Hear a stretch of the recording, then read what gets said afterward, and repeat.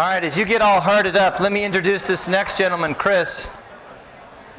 Through his qualities of black belt leadership, Chris Natzke will show us how each of us can positively impact our communities and our lives by accessing our own inner champion. After a successful 10-year career as a corporate sales manager, Chris turned his attention to his real passion, transforming lives through martial arts and its leadership principles. For over 40 years, he has been a dedicated student and teacher of the martial arts, achieving the rank of 7th degree black belt master instructor. And in 1999, Chris was the United States Taekwondo champion. He now works as a leadership coach, professional speaker, and is the author of his new book, Black Belt Leadership. Ladies and gentlemen, Chris Natzke.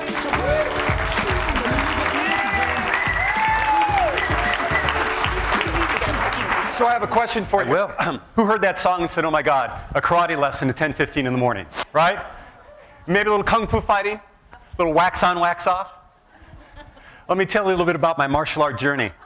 I started martial arts back in 1973. I was a short little chubby kid who was enamored with a TV show that was on at the time called Kung Fu. Anyone remember that show? Exactly. If you're under 40, you have no idea what I'm talking about. Kwai Chang Caine is walking across the American desert. He goes into the Lacau town. The bad guys come up to him. He beats them up using his kung fu. And when you're 10 years old, that's awfully cool. And I literally begged my mom to let me go and do my first martial art class, and I remember it like it was yesterday. These amazingly powerful movements. And I felt like I came home. And about 3 years after that, I met a man that would change my life forever. In fact, he's still my instructor to this day. His name is Grandmaster J.K. Lee. Now, Grandmaster Lee had recently moved from Korea. He had hardly a dime in his pocket. He could hardly speak English. But he had this burning desire to transform lives through martial arts. And one of the first times I was in his class, I was seated over in the corner of the mat, stretching out, legs were spread kind of wide, and he walked into the mat like he always did, with this amazingly powerful presence. And he surveyed the students, and pretty soon I noticed his eyes were locked right on me. And before I knew it, he walked over to me and sat down in front of me. And he put his right foot on the inside of one leg, his left foot on the inside of the other. He grabbed the ends of my belt, and with one push-pull, split me out to 180 degrees. I learned two things that morning. Number one is anyone can do the splits once. But the second thing is when he looked me deep in the eyes and he said to me in his broken English, I will make you a champion. I will make you a champion. Now, when you're 13 years old, all you can think about is medals and trophies in the Olympics. And I remember gliding home to tell my parents what Master Lee had told me. But what's really interesting is I reflect back over the last 4 decades, what he really meant was becoming what he called being a life champion. Someone who could have a purposeful vision for their life and have the courage to move forward to make it a reality. Someone who could move through obstacles with ease and with grace. And someone, importantly, that could live a life of service. And that's what I want to speak to you about this morning. See, these qualities of black belt leadership that I learned from my instructor have served me amazingly well throughout my life. When times were good, when I was winning a championship, when I was running a successful martial arts school. But importantly, they were there when life wasn't so good. When I was growing up with a father who was addicted to alcohol. When I lost my brother when I was 17. When I went through a painful divorce. Those were the times when those qualities of black belt leadership served me most. We have a saying in martial arts that a champion doesn't need to be told what to do, they just need to be reminded. And that champion, I believe, lives inside each and every one of us. And it's just a matter of us taking away the distractions, moving into our heart, and totally embodying who we are. So are we ready to get started? All right, here we go. So the first quality of black belt excellence, as I said, is having a purposeful vision. For me, a vision is what gets me up in the morning. What gets me enthused. It's what helps me structure my day and helps move me forward. And the thing I know about having a powerful vision is the fact that when I'm totally in alignment with that, I start seeing things in my reality that support that. But when I'm in my ego, when I'm not focused on those things that empower me, I start seeing more of those as well. Would you agree? It's like, who here has ever wanted a new car? New automobile, right? Have you noticed that when you decided on the make and model of the car that you wanted, you start seeing more of them on the road? Right? They were always there before, but you didn't notice them. You know, when this came a reality for me, I was a senior at Northwestern University. I was a football player and getting ready to play Ohio State. And I had been married between my junior and senior year. So I came home for lunch one day to see my new bride. And she gave me some news that would change my life forever. She said, guess what? We're going to be parents. And I did what any 21-year-old would do. I said, yes, I'm going to be a dad. Followed very closely by, oh my God, I'm going to be a dad. And when I walked out the door that day, what did I start seeing everywhere? It wasn't babies, it was pregnant ladies. They were waddling around all over the place. It was like a spaceship came down and they were going to take over the world. But they were always there before. They were always there before. Now, what I've realized in my path is there are three key components in terms of having this purposeful vision. And the first one is to have it so you really own it. It comes from your heart. It's not something that someone gives you. It's not something that someone tells you to do. It's not something you do because you can make a good living at it. It's something that speaks to you in your heart. Number two is when it's clearly defined, the chances of it happening in your life are so much greater. And then finally, it's something you become on the inside before it ever happens on the outside. Years ago, I was in a leadership conference very similar to this, and with a little bit smaller group, but the facilitator challenged us. He said, you know, most people live their lives a little backwards. In fact, I bet all of you are living your life a little backwards. He said most people live their lives from a perspective of have, do, be. Have, do, be. When I have enough money, then I'll do what I want to do and I'll be happy. When I have more clients, then I'll do the expansion on my business and I'll be more successful. When I have more time, then I'll be the coach of my son's soccer team and I'll be a better dad. And what he told us is all those things on the outside are fine, but the fact of the matter is they're out there. And even sometimes when we get them, we're not happy. He said the people that have really moved into their empowered place of being inside themselves, what they do is they turn those words around. And they live from a perspective of be, do, have.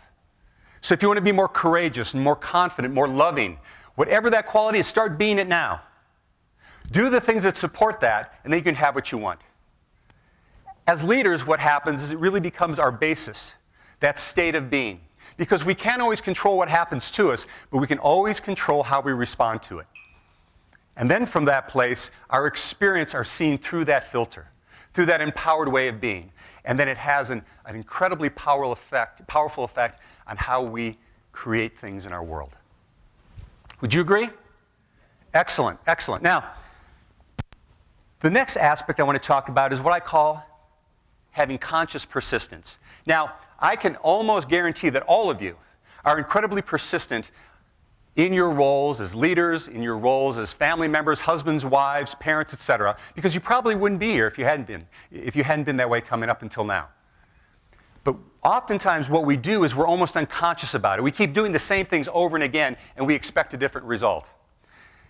The thing that I know from teaching thousands of martial arts students is it's not so much about our talents, it's about our grit. It's about our ability to lean into problems and go through to the other side. We have a saying in martial arts that a black belt is a white belt that never quit. A black belt is a white belt that never quit. Now, I want to illustrate another point, but I need you to help me out. Are you willing to do that? All right, so I need you to stand up, please. You thought there wasn't going to be a karate lesson, right? So here's what I need you to do. I need you to stand forward with your left foot forward. I have my right side forward. I'm mirroring you. Stand forward with your left side forward and bring your hands up just like this. Now, I want you to gently extend your left hand. Now, we're doing that so you're not punching the person in front of you in the back of the head. Are we good? All right, now bring it back and then out. Good. Now, take your right hand and twist just like this. And back. And one more time. Good. Now we're going to put those two together. We're going to look like this. 1, 2. Ready, go? 1, 2. Now, that was good, but you've seen martial artists before, right? What do we do when we move? We yell, right? So here's what we're going to do. When I count, you're going to look like this. And you're going to make some noise. Are you ready to go? Ready, 1. That was incredibly weak. Let's try it again. Ready, 1, 2, 3. Give yourself some energy. Good job. Have a seat. Have a seat. Now, regardless of what you thought of that little exercise, whether you thought it was awesome, whether you were lukewarm to it, or whether you thought, this guy's a total nut job, One thing I can guarantee is that you were present. For those 30 seconds, you were present. And think about that from a perspective of how we live our lives. How many times do we have distractions that are going on in the workplace, and we're focusing on this project and answering this phone call? But the fact of the matter is the real power comes from slowing down. Because when we slow down, that's when we speed up. But here's where it really gets good. How about next time you're at home? How about next time you're with your significant other, your kids? And rather than television being on, and rather than you looking at your iPhone, or rather than you thinking about the meeting the next day, you're totally focused with them. That's where things transform. The second aspect is to be progressive. We have a saying in martial arts, it's called kanai. Stands for constant and never-ending improvement. Go ahead and do this for me. Bring your hands up like this and make a fist and pull your fingers over your thumbs. Now, you don't need to be a black belt to know this. What would happen if you hit something like this? Break your thumb. What happens if you do this 1,000 times? What you get good at? Breaking your thumb, exactly. And how many times do we live our lives that way? We just keep doing the same thing over and over and over again. And what a leader does is they have the courage to step away and look at things for what they really are and see if they're serving the greater good and have the courage to change. And then finally, it's about being prepared. It's the fall of 1980. My high school football team, the Oconomowoc Raccoons, are taking on the Hartford Orioles. Do you remember that? Did you hear about that game? There you go. Thank you, Rich. So both teams are 6-0. Whoever wins the game is in the driver's seat for the conference championship. We're up above the stadium before the game in what's called the team room.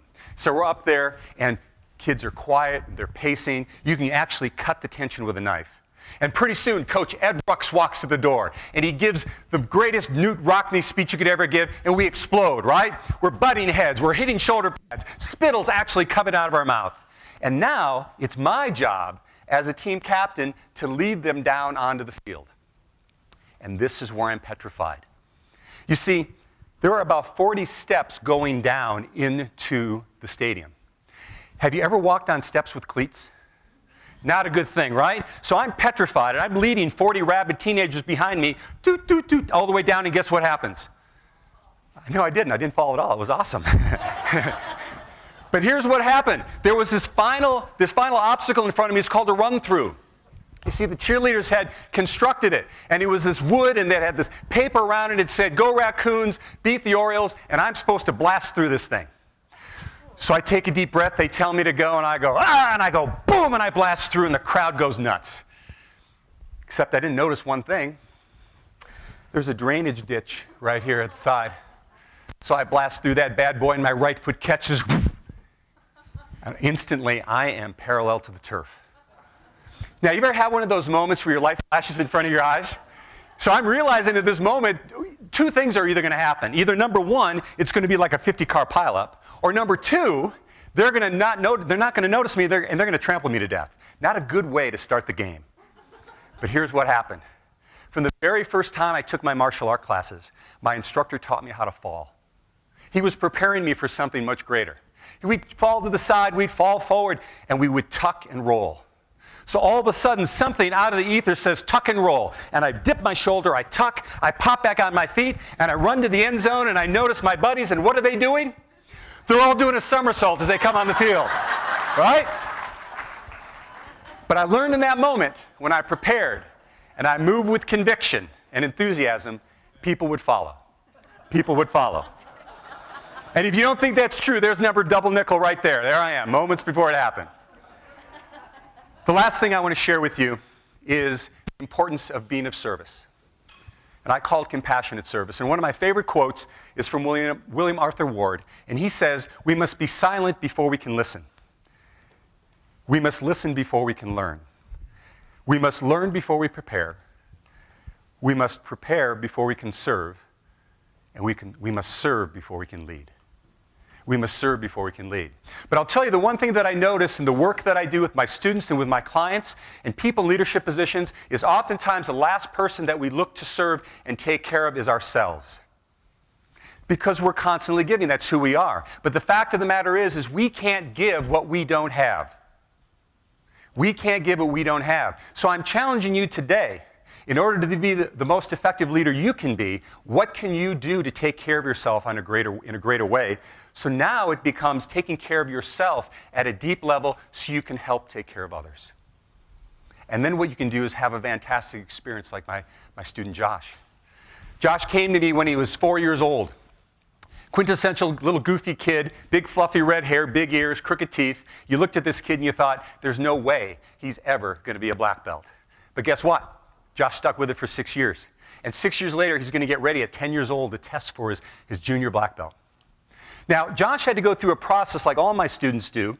They train for about 3 to 3.5 years, but then the last 4 months has tremendously intense training. Last 16 weeks, they have to do 4,000 push-ups, 4,000 crunches. They have to spar 120 rounds. They have to run 40 miles. But that's not what I'm most proud about. They also have to do a whole piece on their personal development. They have to do 400 random acts of kindness. Well, the kids only have to do 300, but they have to do 100 home chores. Parents love me, right? They have to mentor someone for 10 sessions.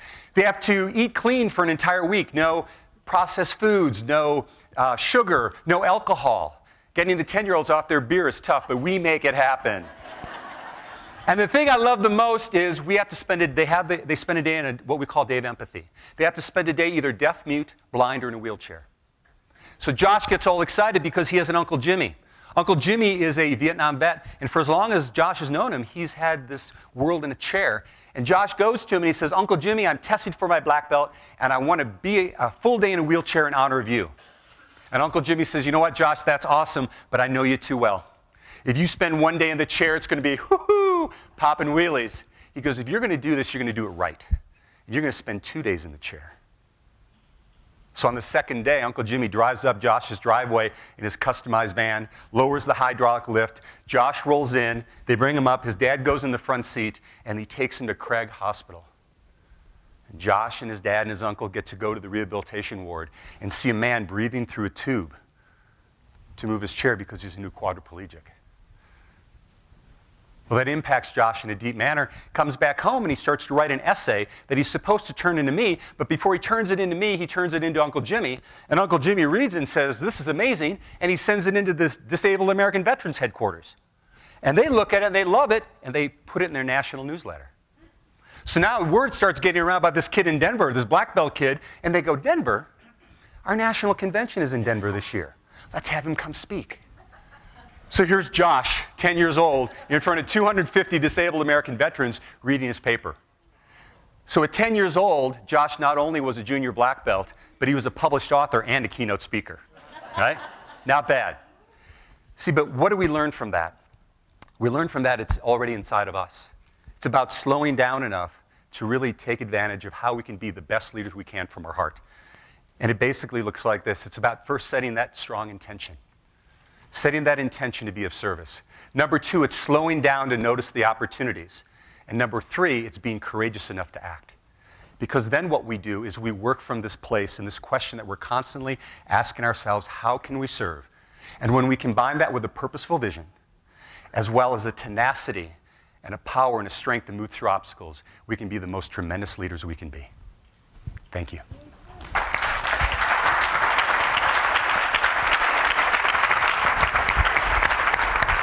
Nice job, Mr. Natzke. Thank you.